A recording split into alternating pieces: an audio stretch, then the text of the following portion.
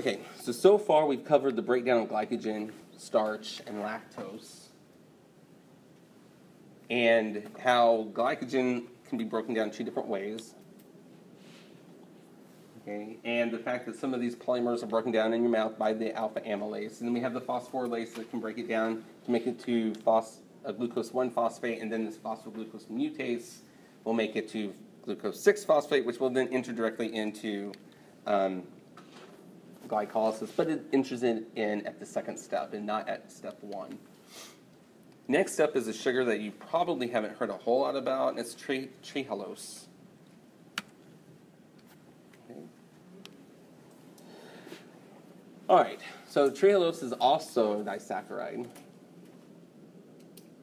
So it's similar to lactose in that sense. What enzyme do you suppose, if lactase breaks down lactose, what enzyme do you suppose is going to break down trehalose? See, now you're getting it. It's trehalase. Okay. And then it can enter in at step 1, all right, which would be from glucose and so on and so forth. But now most of us, well, some of us can't or shouldn't, but most of us get more than our fair share of sucrose in our diet. So let's move on to sucrose. What enzyme is this? A disaccharide of a glucose and a fructose stuck together. So what enzyme do you suppose is going to break the glucose and the fructose apart? It's sucrase. Right. So those that are the common disaccharides so far are named after the disaccharide that breaks them apart. So from the lactose, trehalose, and sucrose, we have glucose. And so what's going to happen to this glucose? What enzyme will now take it and move it on to make glucose 6-phosphate? It's hexokinase. Okay. And why?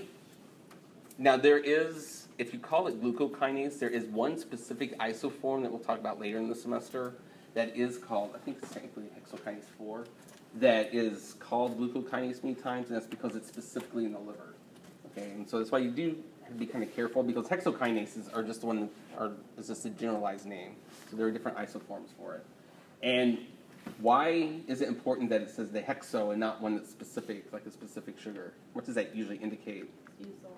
It's used a lot. Remember the term that they like to use, which is easy to stick with, but enzymology uses, called promiscuous. It's a promiscuous enzyme. It can accept different substrates, so it's not real picky.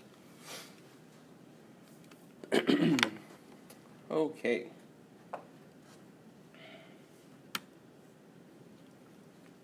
Now, the fate of fructose is in the muscles and in the kidneys. Okay, and so that's why there are 2 possibilities. So we got the fructose, or one way that we can get the fructose is by the breakdown of sucrose, and another way is just from, directly from fruit. But there are 2 different pathways that are used depending upon which organ that it's in. Okay? And so if we look at the diagonal way, which is the one that's primarily for the muscles and the kidneys, we have a fructose. Notice it uses up an ATP, so therefore ADP would be one of the products. And you get fructose 6-phosphate. What class of enzymes could this be? A kinase. And so if you were going to name this one, what could you name this one? Pentokinase? Would it be a pentokinase? Just kidding. Oh, no, not quite. Wait, I think someone said it. It's hexokinase. Remember, because that's why I wanted to point out the fact that it is promiscuous. It can accept both fructose and glucose as its substrate. Because fructose technically is a hexose. It's just that it's the ring, the heterocyclic ring, has 5 members, but there are 6 carbons. If you, for boys who are hexofructokinase, would that be considered incorrect? Like if you try to differentiate between the 2? I mean, by the end of the semester later on, I would probably take off partial credit as you learn more and more and more about this. Now, we're going to find out, like I mentioned briefly, that in the liver, there's one isoform they specifically call glucokinase, and it does the same reaction, but it has different allosteric controls, since the liver has to do something that none of the other organs or tissues have to do. Okay. And so now we look at fructose in the liver. Okay, and we're going to find out the liver's got a lot of special things. Because what is some of the functions, or what are some of the functions of the liver? Detoxification. Synthesizing and storing glycogen, for that matter, yes.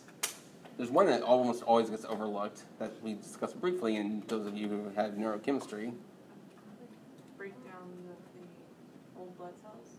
Well, no, it does help with that, but that's not, it's for iron homeostasis. So we store iron and everything in the liver. But yeah, it gets rid of the xenobiotics. I mean, there's I think I read one time that they believe that there's over 500 different functions within the liver itself. And so it has many special isoforms of enzymes that we all see. And so here, we notice that the fructose becomes fructose 1-phosphate instead of fructose 6-phosphate. So it's similar to what we've seen up there, but this one uses an ATP. So it can't be a phosphorylase. So what class of enzymes could this one possibly be? It's a kinase. So if you want to name this one, I mean, obviously it's going to be different than hexokinase. What would you name it? This one's fructokinase. Fructokinase. That's one of the reasons why we have to be careful differentiating one, because within the liver, it's going to have some special. It's going to create a different product than what the hexokinase would create. It's a different isomer of it.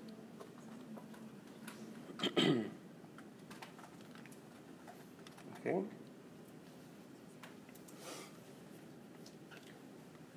But notice, fructose 1-phosphate is not part of the glycolysis. That's the 6-phosphate. So we're not quite there yet. So we can take fructose and break it down to glyceraldehyde and dihydroxyacetone phosphate, what's dihydroxyacetone phosphate more commonly called? No. DHAP. DHAP, DHAP.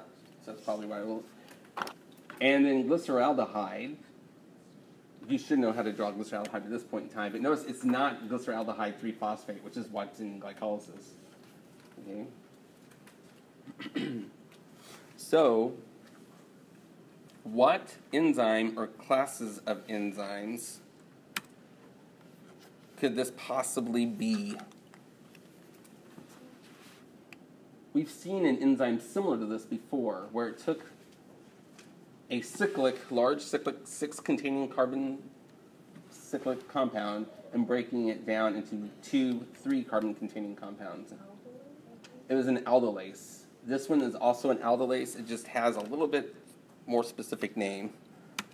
This is the fructose 1-phosphate aldolase. So that way, it's much more precise in its name than generic aldolase from glycolysis.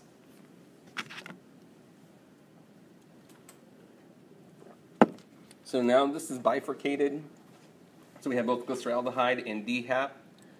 So let's discuss what's going to happen to DHAP. We have DHAP, but in order for it to continue on for glycolysis, ultimately to go on to the citric acid cycle, it needs to be transformed into glyceraldehyde 3-phosphate.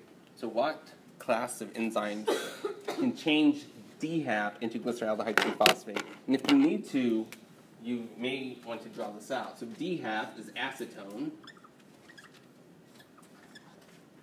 dihydroxy, okay, and then a phosphate. So it means one of these is then transformed into a phosphate.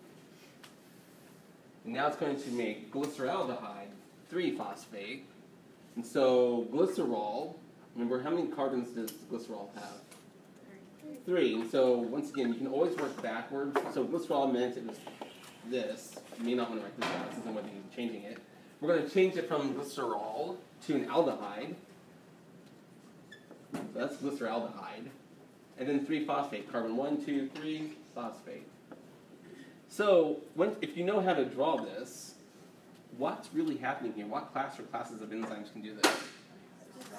Isomerase. So, next thing is ask yourself have we ever seen this before? Yes. And so what enzyme did this? Triose phosphate isomerase. And so it's the same enzyme as in glycolysis. This really is step 5. It's that step that only half of the carbons go through in glycolysis. And sometimes that one's abbreviated TPI.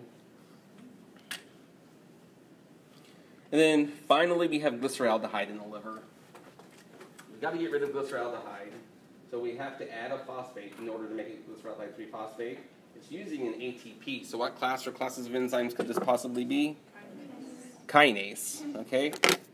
And so what would be some of the acceptable names for this?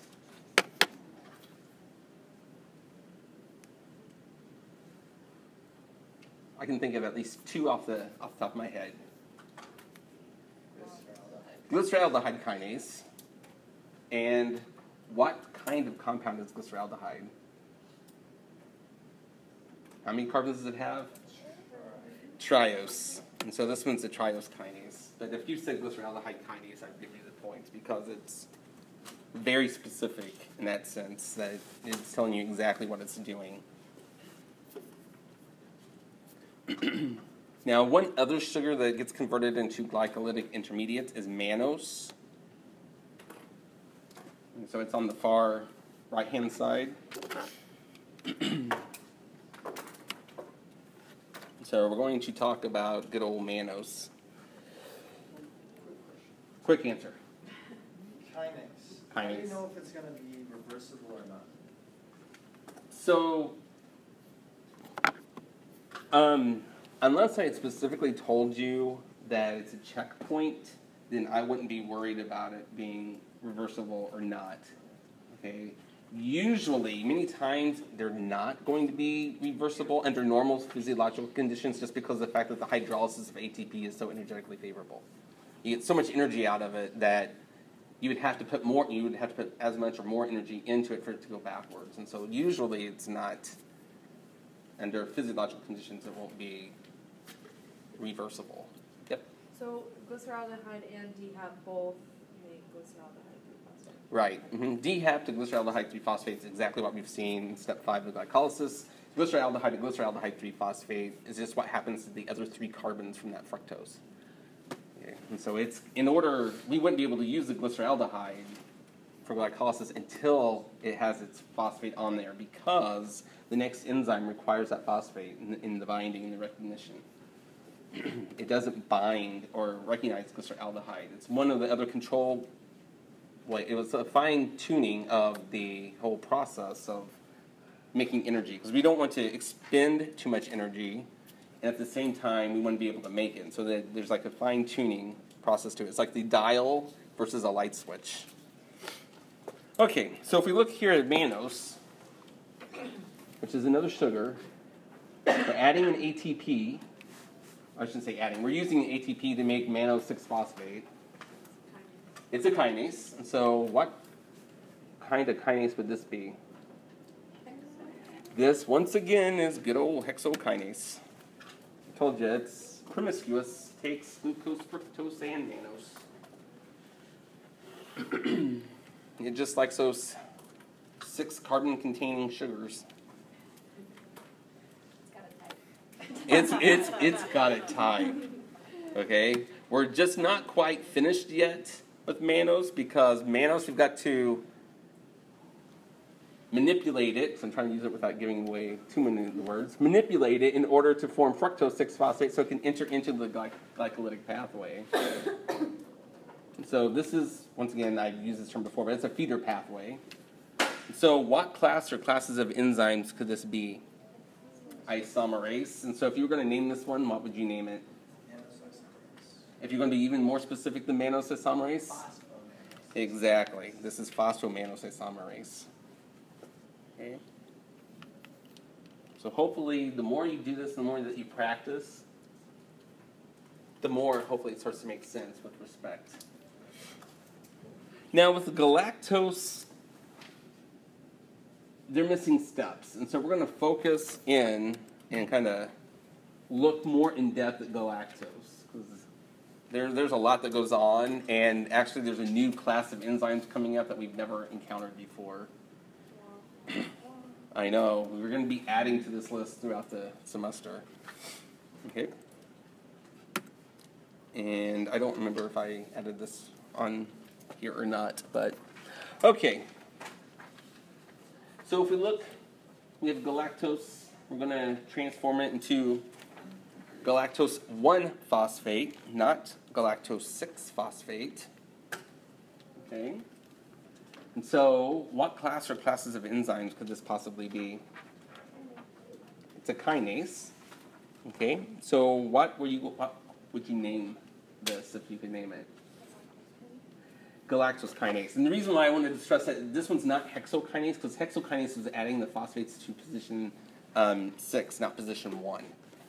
Okay, so but this is galactokinase or galactose kinase.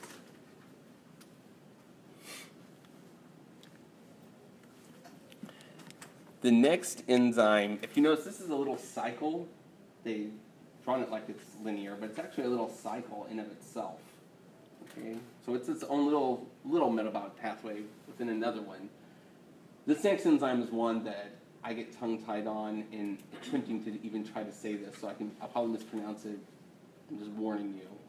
But as I always tell you, if you say it with confidence, usually people will just go along with it. If you notice, this one, there's a lot going on. This is a UDP glucose. Okay? And what happens is the UDP is being added onto the galactose, and the glucose 1-phosphate gets kicked off. And so that way the glucose 1-phosphate will go on to what we've seen before in order to enter into glycolysis. So what's one of the possible classes of enzymes that this could be?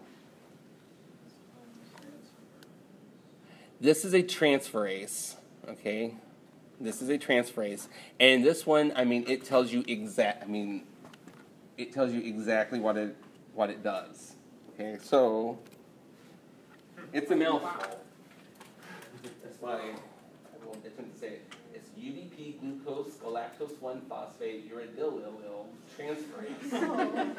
That's why I'm telling you, it's transferring the UDP group from glucose to galactose 1-phosphate. What's the uridyl? The uridylyl, which is the hard part to say, is the UDP part. So it's UDP that's going, and so what's happening is the product from the galactose before is given off as the glucose, which gets to go on to glycolysis after being transformed to glycolysis once again. Whereas the next one comes in and it's going to act, so it's its own little battery. It keeps it going on and on and on. And if you didn't have two of them coming in, it would short circuit. Or it would get stuck here at this point until the next time you have a galactose coming down the pike, so to speak. I almost broke out when the journey stops happening because like this goes on. Oh, hey, we'd be giving the class next door, and they haven't sung yet today, so. Is it next door or below? It's next door. It's next door, yeah, it's the social work Okay, class. there. Oh. Okay, so the next step is where this UDP galactose is transformed, okay, into a ketone. However, I'm going to tell you right now that it's the same enzyme that does this. So this enzyme is, let's see, how can I explain this? This enzyme is a two-step enzyme, okay? So it's the same enzyme, and what it does is it takes an NAD and converts to NADH, which is important, because the NADH is what is going to actually, this NADH will go on to form 2.5 ATPs. This one will form 2.5 more ATPs, and so that's why galactose is actually really good in the sense that you can get more ATPs ultimately from it than you can even from glucose alone, okay? And so if you think back, this is the new class of enzymes, okay? Because normally you'd probably say, oh, this is dehydrogenase, and this is a very specific type of dehydrogenase. But what was the special name, if you think back to Organic Chem 2, for before I had Organic Chem 2, between this type of sugar and this type of sugar? If you notice, it's just that one of them is pointing above the ring and then it goes below the ring. Oh, I gave you the answer. Never mind. I must have hit it. It's in the Epimers. Remember, those are called Epimers. Epimers is just a special, we only use it with sugars. And it's where you just turn the alcohol from one side to the other, like alpha and beta. And so it's called an epimerization. So like tautomers between the keto and the enol forms, while between alpha and beta, with that respect, those are called epimers. And so this is an epimerase.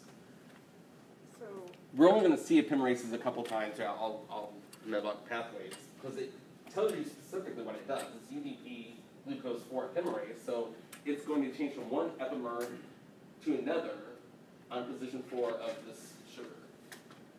Okay, and that's because that's how galactose becomes glucose. So if you think back, and one of the reasons why I didn't have you memorize the names of all the basic sugars is, normally when we were talking about things that, of course, if this was some type of sugar, R, and we just switched the spatial arrangement around one, it would go from like R to S. In most compounds, it would be like 2-butanol, 2S-butanol versus 2R-butanol. With sugars, whenever it just changes around this, it changes its complete name. That's why, it becomes really difficult to memorize all of the sugars. And so the only difference between galactose and glucose is whether the alcohol in position 4 is up or down. With respect, is alpha or beta to the scorpion's tail. And that's why I didn't have you guys memorize those, because like I said, that's something that you would know if you went specifically in that field. But those are called epimers. And so that's how we actually get glucose from the galactose. And we get 2 more NADHs. These NADHs are great to have around if you need energy, because they enter into the electron transport chain in order to make more ATPs. So it's like something that you can, I don't know if anyone went to like Chuck E. Cheese or when I was a kid, Showtime pizza, I don't think they even have those anymore. You play all the games, you get the little tokens, and you get to take those tokens and you got some like crappy gift. At the end. This is sort of the same way, except it's not a crappy gift. These are like the tokens that get turned in later on to get the ATPs that you need to do all your cellular energy at. So You get the big teddy bear over time. it'd be like getting the big teddy bear. And so NADHs, and we're going to find out that FADH, you get a little smaller teddy bear. You only get 1.5 ATPs versus 2.5 ATPs. So with those products, are they still called the UDP galactose? Like, are they still the same name? No. That's why, if you notice here, it's UDP galactose, but when it switches, Yeah. it's UDP glucose. But what about the one in the middle? The one in the middle, I don't know. It's saying it's a ketone. I don't have that one memorized. Okay, that part doesn't matter. No, because this does not leave. This is an intermediate that's stuck in the enzyme. Okay. So you don't have to worry about if this was leaving, then you'd probably be sick.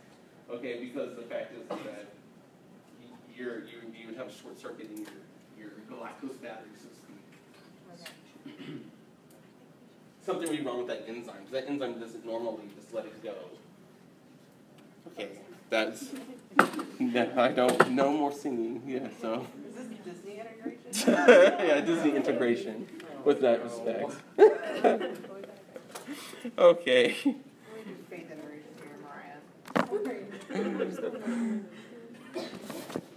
Okay, so moving on. And so now we're going to actually talk about gluconeogenesis. And so the name tells you exactly what it is. So gluco would refer to glucose. Neo usually means new, and genesis is the beginning or the creation of. And so there we go. So many tissues, including the brain, depend almost completely on glucose metabolic. And so more than 50% of the glycogen storage is in the liver and the muscles, but the brain requires 120 grams of glucose per day. And so what happens is during fasts, or if you've been exercising a lot, your glycogen levels are going to be greatly depleted. And so you have to have some method produce something. And what you're trying to produce is sugar. And so that was my, sugar opal.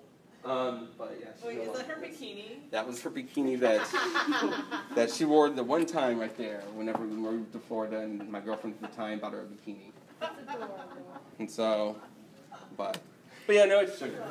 So, good old glucose. And so the gluconeogenesis pathway is just the way that we get, and we start to make glycogen for later on, for storage. Okay. And so this is not the direct reversal of glycolysis. There are extra steps. Okay.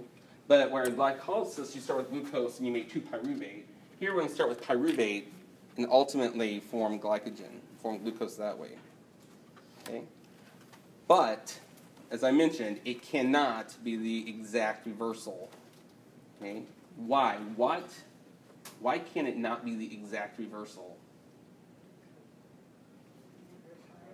You have to make a cyclic compound. Well, 'cause there's rate limiting steps in there. Exactly. You get the metaphorical cookie award, the rate limiting steps, the checkpoints. And so what were those 3 checkpoints? What's one of them? Steps 1, 3, and 10. Of course, going backwards, it'd be 10, 3, and then 1. And so the last one, what was it? What's the last one? The one that makes pyruvate. So from PEP to pyruvate at the expense of ATP. I mean, I can show you because it doesn't have the names of the enzymes on there. So PEP to pyruvate kinase, and then we have the fructose 6-phosphate to fructose 1,6-bisphosphate. One of my favorite ones to say. Phosphofructokinase 1, and then we have glucose to glucose 6-phosphate, which is our good friend hexokinase. Okay, and so those are the reasons why. So the net result of gluconeogenesis is the reversal of those 3 steps, but you have to use different enzymes. And so what I want you to take home and what we're going to end with and think about is, what does this mean with respect to gluconeogenesis? We have to think about where it takes place versus where glycolysis takes place. Because many times in this rest of the semester, we're going to be talking about location, location, location. And why it's not, I already mentioned this one, why it's not exact reversal of glycolysis. And what are the feeder pathways? How can we get to start making new glucose? Okay, and so at this point, I'll go ahead and I'll end class with prayer. So, dear Heavenly Father, I want to praise you and thank you for this wonderful day and for the beautiful sunshine outside and the fact that we are so honored and blessed to be able to gather together and to work and study in your name. I ask that you guide us and direct us, you keep your hand over us, let us know your will for our lives and make your spirit manifest in our lives. In Jesus' name I pray. Amen.